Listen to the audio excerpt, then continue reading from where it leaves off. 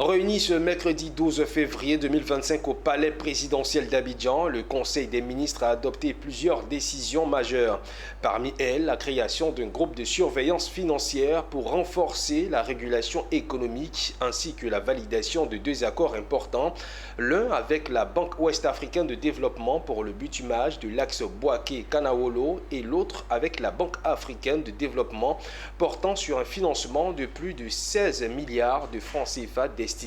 à la filière aquacolte. On écoute le porte-parole du gouvernement. Au titre du ministère des Finances et du Budget, le Conseil a adopté un décret modifiant le décret du 23 décembre 2023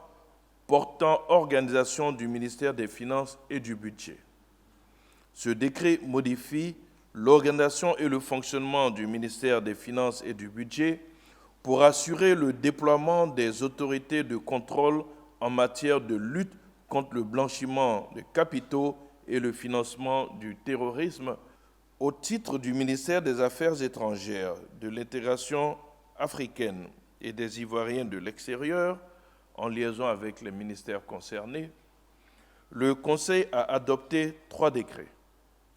Le premier décret portant ratification de l'accord de prêt d'un montant total de 30 milliards de francs CFA conclu le 14 mai 2024 entre la Banque ouest-africaine de développement, la BOAD, et la République de Côte d'Ivoire en vue du financement partiel du projet de construction de l'autoroute Bouaké-Kanawolo. Le deuxième décret adopté, quant à lui, porte ratification de l'accord de prêt d'un montant total de 24 634 000 euros, soit 16 158 844 738 francs CFA, conclu le 18 décembre 2024 entre la Banque africaine de développement, la BAD donc, et la République de Côte d'Ivoire en vue du financement du projet de développement des chaînes de valeur compétitives de l'aquaculture et de la pêche durable. Le troisième décret adopté est relatif à la ratification du contrat de prêt et d'exécution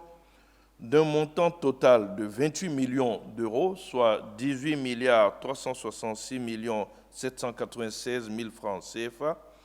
conclu le 5 décembre 2024 entre la KfW et la République de Côte d'Ivoire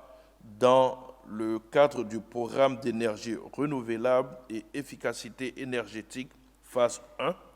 interconnexion Côte d'Ivoire-Ghana, notamment donc dans la boucle d'Abidjan.